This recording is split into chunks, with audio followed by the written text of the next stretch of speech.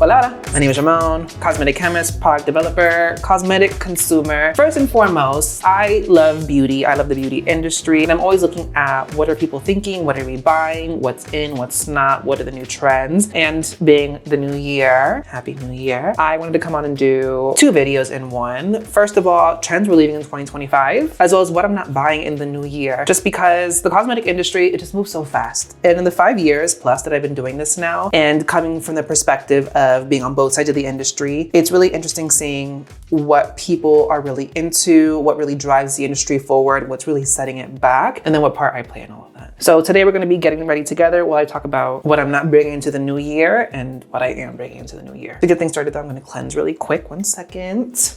Also, for everyone who does follow me on TikTok and Instagram at Glow by Ramon, I have already done these in short form, but this video is just going to be more of me elaborating on that and also maybe adding a couple things here and there. The first trend we're leaving behind, and this is a little bit of a spicy one, is using science-backed as a main product claim, especially if you're not even using science or using pseudoscience to sell your product. I've seen a lot of brands now really use it as a main claim, and realistically, it's now to the point that every brand's using that. And science is required to make a product, especially a viable product that is stable, that passes microbial, that can end up making it to product shelves or in the consumer's hand. Science is involved. But then they're like, oh, well, this is utilizing science to make the product. And then it's like an all natural mineral sunscreen. I use Primarily Pure as an example in my short form video. By all intents and purposes, the current version of like Primarily Pure or Sky and Soul sunscreens, if you follow Ava, she's talked about the Sky and Soul sunscreen controversy. Those are sunscreens technically that do work, but they are so rudimentary in form and in execution that it's like, do you really want to use that kind of sunscreen? But then they'll use claims like, oh, it's science-backed. And then on top of that, when you're making products and you can use a specific complex raw material in that product, you can use the raw material supplier's claims like, oh, well, the raw material supplier says this ingredient can do all these things, but then it's like, are you actually testing the final product for those same exact claims and benefits? So it's all these things about, oh, it's science-backed and all these like really like out there claims. But then in terms of the final product, I just want to make sure the product that I as the consumer am purchasing actually works, is actually giving me the benefits that you say that I'm going to get from the product. So science-backed as a main claim to me isn't working anymore. I need more essentially evidence, especially since I'm using my money to buy a product. Next is ingredient gimmicks in products. And this is going to come up again later in the video, but basically we've seen this time and time again where a certain brand will launch a product with a specific ingredient. That product goes viral, and then every other brand's doing the same thing and launching a similar product, trying to chase that same high and that same success. We saw it with niacinamide. I feel like peptides were really popular like a couple years ago, and now it's like PDRN and all these things. And realistically, part of that comes down to, and I've talked about this before, people creating and launching brands and products that have no business doing so. Or we see this a lot in Korean skincare, unfortunately, where like one brand will launch a product, and then because the same ecosystem of manufacturers get used, essentially it's kind of like white labeling. Other brands will try to do the same thing, and it's kind of like redundancy. It's white noise. And it's like, unless you're really going to do something different and really innovate in that space, why are you doing that if you're not even going to improve on what the original form of that product was? So I just hope more brands are just being more original in the coming year. Next is a little bit of a controversial one, and that is Clean Girl, which I have no beef with Clean Girl as an aesthetic, but fundamentally, I am just tired of a homogeneity of like neutrals and nudes and like very minimalistic and very understated. Like I want drama back. I want bold color. I want graphic makeup. I want big prominent silhouettes. Like I want drama back. And I feel like fundamentally in the age that we live in, there's kind of a reluctancy to like stand out and really like be noticed, be bold. And there's kind of a comfort in blending in with everyone. And I just think that's so boring. I think it's so lame. No offense. So I'm hoping that, you know, I don't want to be that person, but like there's always, and I love like looking into and reading more like think pieces about this, but like style, fashion, and beauty really follows the specific trend based around the economic and political cycles. And a good example is, again, if you watch my last routine video, I talk about how fashion was my first like big, what I wanted to do when I grew up. Around 2008, when there was that big financial crisis and all the political and financial stuff around that, we saw prominence in really high heels, like platform, stiletto platform pumps. And there was this whole thing talking about how certain fashion choices, like more bold fashion, more prominent silhouettes, higher heels, kind of is this antithesis to like financial recessions. Another way of looking at that is like the lipstick thing, where it's like certain lipstick colors come into fashion during certain political political movements. So I mean, right now we're in a recession, and it's not a good situation economically, also politically. Things in the US right now are really, and internationally, things are really rough. So I'm interested to see, usually that means an uptick in the specific thing I'm talking about. So we'll see what happens with that. Next is celebrity and influencer brands. I feel like to a certain extent, people are very tired of this. We've seen influencer brands just come and be so disappointing. And it's at the point where it's like, why are you as a makeup influencer trying to launch this, once again, science-backed skincare brand when that's not even what you're known for or what your niche is? You can't speak to skin ingredients, skin concerns. Like where is your merit and credibility in launching a skincare brand? Let's start there. Launch an eyeshadow. That's what your strength is. But on top of that, what are you bringing to the space in any capacity that hasn't already been done before or that you can't innovate in? That's a common theme with my complaints around this is like, what are you doing that's original, that's not being done, where you think, oh, I should do this because I can do it better than anyone else? It doesn't make sense. In the scheme of celebrity brands, we've seen a lot of them. We've seen a lot of them over the last few years. Fenty was a big disruptor when it launched, and ironically, Fenty's not looking great because they disrupted to a certain point, but then it's like, what are they doing beyond that? And it kind of like, it did this, what is this called? Went up, it plateaued, and now it's kind of like, what's gonna happen? And in any of the other branches they've gone off into, skin, I love Fenty Skin, but realistically, they're not innovating in terms of actives. They're doing more so in sensory. And then hair, I like a few of the Fenty hair products, but like they didn't really stand out to a lot of people. So it's kind of a big question mark around that. I do really like Rhode. I do like Rhode skincare a lot, but a lot of people are wondering like the price points, are they worth it? Oh, that being said, Rhode's strength is their marketing, and I have to respect good marketing. They really do eat that. But then actually one celebrity brand I am not mad at is Cécred, because Beyonce did what I've been begging these celebrity brands to do. And it's kind of like put your money where your mouth is. You at a certain level of celebrity have a lot of resources at your disposal. Money, power, people, influence. Do something different. Be impactful with that. And Cécred, with their Edge Drops and a few of their other products, I think they're using patent pending technology around peptides for hair growth and all these other things. And plus Tina Knowles, she was a cosmetologist, a beautician, a hairdresser before all of the Beyonce, Destiny's Child stuff. So there's the actual industry experience there as well. And like the opposite end of that, SKKN, Kim Kardashian's skincare line, where Kim had comparable resources and money at her disposal, and she just chose to like relaunch, repackage like CeraVe and Kylie Skin. Nothing innovative done there, and she could have done so much. And look what happened to that skincare brand. Something I haven't talked a lot about, but I feel very passionate about is dupes in the skincare world, where I just feel like you can't use the word dupe in skincare the same way you can in makeup. With makeup, you're like, well, it's a very similar color or shade, and it's a very similar finish, so it's a dupe. With skincare, it's like glowy can mean a few different things and a few different sensory things, and therefore it's like, what kind of glow are you talking about? Hydration is hydration, but in terms of helping with pigmentation, can you say the same thing with two products, especially when it comes to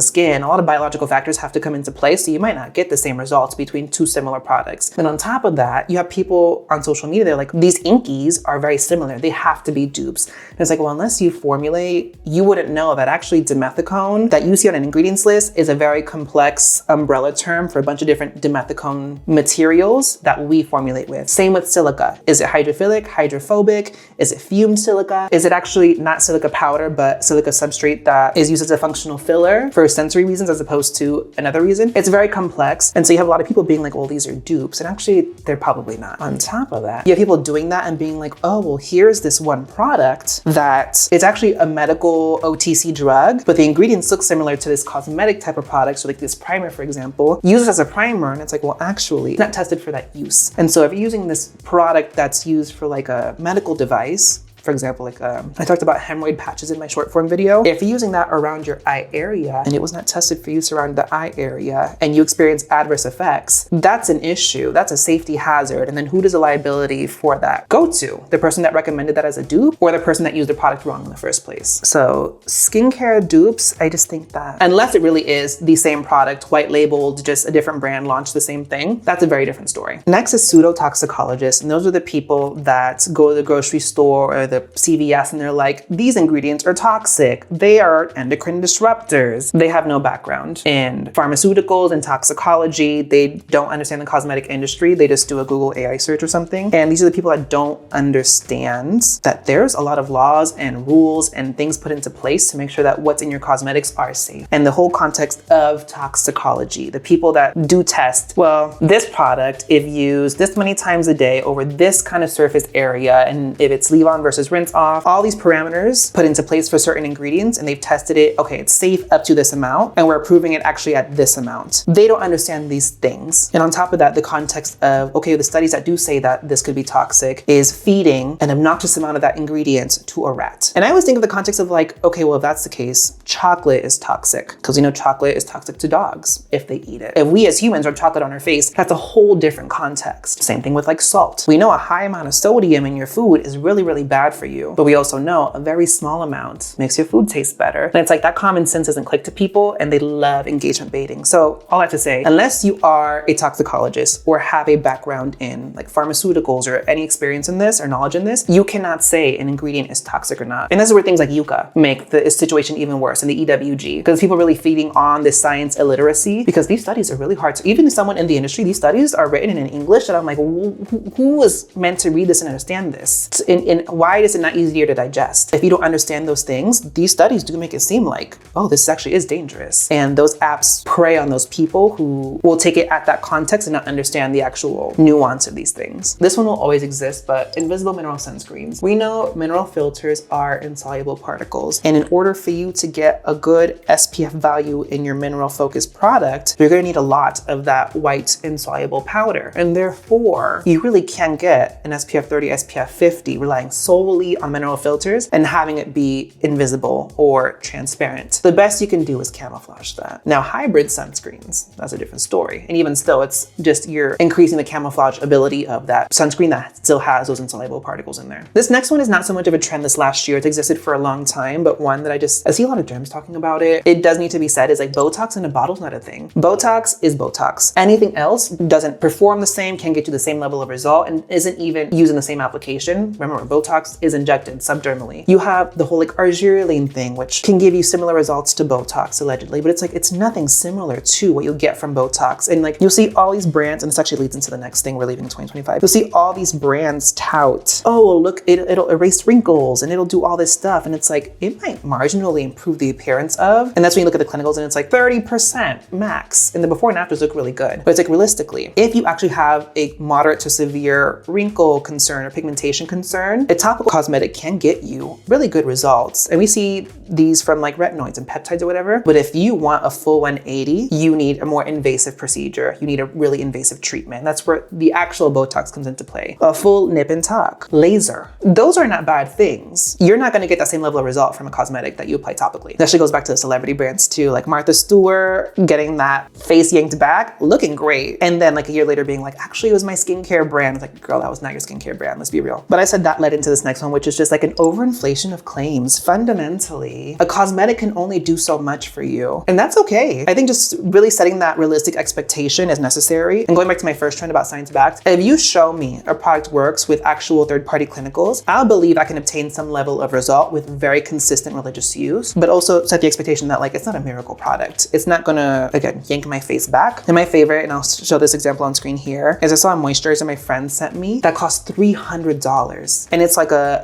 derm founded brand, and they're really trying to sell this whole, honestly, a miracle in my opinion. $300 for moisturizer, and all the actual claims that the moisturizer makes are the same claims any moisturizer can make, even a $5 drugstore moisturizer. So they're not reinventing the wheel. So I don't understand why it does not need to cost $300. From a product development perspective, very few things cost more than $1, maybe $2 to manufacture. So this is robbery in my opinion. But with that being the trends we're leaving in 2025, let's talk about what I'm not buying in 2026, just because the economy is economying, inflation's inflating, and people want more bang for their buck. People are, for lack of a better word, people are broke. And at this point, you just want to know your products work, and or you want to be more intentional with how you spend. So first things first, we're not buying single ingredient serums, single ingredient focused products, because what's the point? I want more comprehensive formulations. I want more complex formulas. I talk about loving a 3-in-1 product, especially if that makes your money go a lot further, more bang for your buck. Some of my favorite, especially drugstore focused ones, Gold Bond. No one talks about Gold Bond. Gold Bond has really interesting formulations that are really active focused that you can use on face and body. I talk about one of my holy grails is the Naturium Glycolic Acid Body Wash, face, hair, and body, especially in the hair. Love that product. And it's like, what, $20 maybe? I think less than that. So it's like products that go a lot further, you get more bang for your buck, and it serves you multiple purposes. Or even with pigmentation serum, things like pigmentation, anti-aging, acne, the genesis of that problem is not one thing, and therefore the solution for it is not just one ingredient. I look at products like like hue super fade, topicals faded. It approaches pigmentation from a very multimodal perspective, and therefore you're going to see more considerable results with consistent usage because it's not tackling the concern from one specific perspective, if that makes sense. Next is buying unsexy products for the sake of them being unsexy. One thing that pisses me off is the virality, and especially comes from like skin industry professionals, where they're like, here's unsexy products that I swear by, and the mentality is because it feels disgusting to use and it smells terrible, you know it's going to work. And I hate to be the bearer of bad news, but fundamentally a product can feel good, smell good, and still be effective. So I need to leave this whole concept of unsexy products are better for you in 2025, because I want to buy products that look and feel fun to use. As a consumer, first and foremost, I use cosmetics because I just enjoy the ritual and the experience of it. That's been my theme my entire career on social media. So I love sexy products, and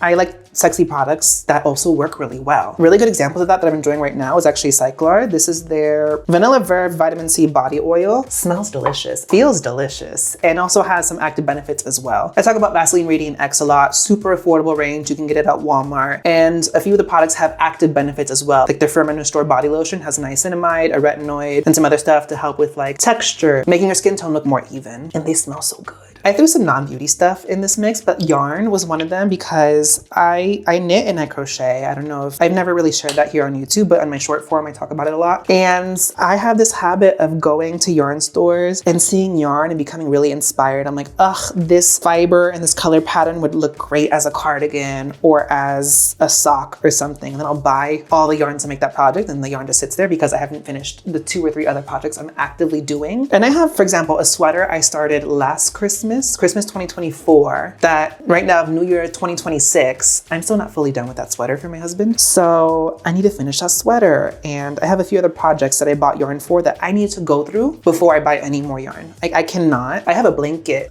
I started when I was like 10 or 12 years old. I've been knitting for that long. That is still unfinished. And I will finish that blanket one day, but that's another example of an unfinished project that is just sitting there that I actually need to finish before I buy anything else. Another non-beauty related product is cleaning products. So like cleaning stuff for your house, like surface sprays, bathroom cleaner that have like, they're non-toxic, they're environmentally safe. I hate them. I went on this thing of trying to find cleaning products that smell delicious, and a lot of them are very natural, like non-toxic, good for the environment focus, and they just do not perform well. They leave residue, they don't clean well, they are not very heavy duty cleaners. So it's really hard to find like bathroom cleaner, like disinfectants that are under those same brands. One company that did do them was M&S in London. They had a really good assortment of like heavy duty cleaners that also smell delicious. And here in the US, it's really hard to find. And Mrs. Meyer's, I'm sorry, that brand sucks. Also, I hate the scents for those. They don't smell good. And when we came back to the US, that was one of the first brands we bought to have in the house, and I've been very disappointed. At this point, it's like I'm actually going back to like Clorox, Windex, like the heavy duty cleaners, because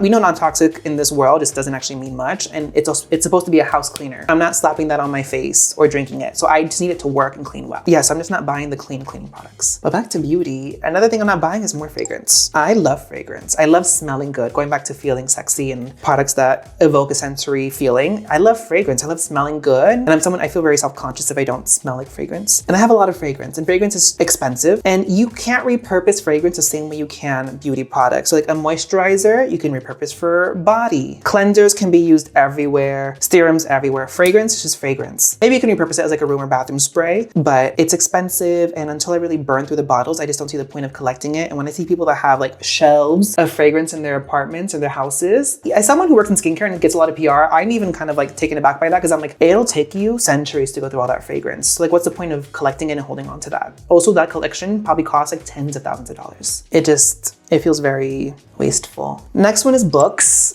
Because I am that person who judges the book by its cover and will buy a book just because I love the cover design, and then that book just sits there. And then in the case of having to move internationally, you're left with this pile of books, and you're like, well, I haven't read them, and or I didn't like the story, so I don't want to keep the book. What am I gonna do? So fundamentally, I got a library card. I'm gonna be up in that library now checking out books instead of buying them. Unless the book really moves me, I won't go and purchase that actual book. But also, libraries have a lot of resources. You get all this cool online app access because of your public library card. I'm gonna start taking advantage of that too.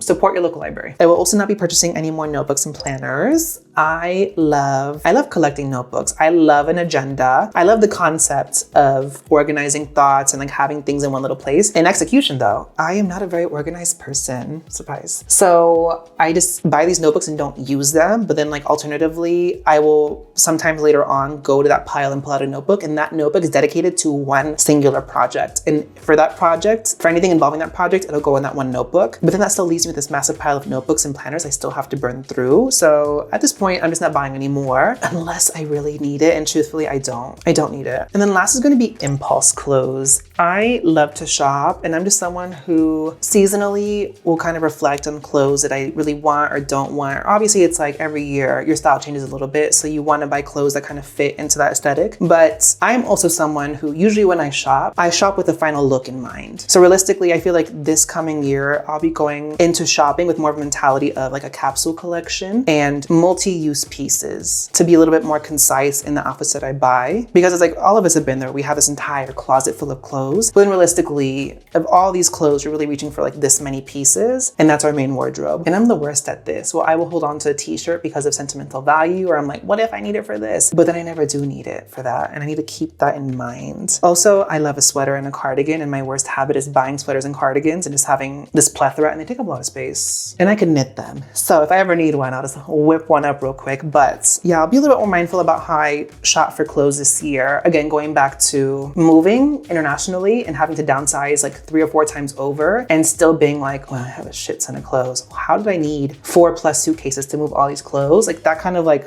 jogs your mind a little bit, and you're like, you know what, maybe this is a problem. So we'll see if I can hold on to all those no buys. With that being said, let me know in the comments section either what trends you're leaving in 2025 or what you're not looking to buy in 2026, just because we can all be a little bit more mindful with how we spend and where our money goes. This year, I'm really trying to set things up to get a dog. I really want to get a dog. And also I'm starting all these projects that require a lot of capital investment to start off with. And so I need to save money. But thank you guys so much for watching. Make sure you hit the subscribe button and notification bell so that you know when I post more skincare, sunscreen, and beauty related content on my channel. Give the video a thumbs up, and thanks for watching, guys. Bye.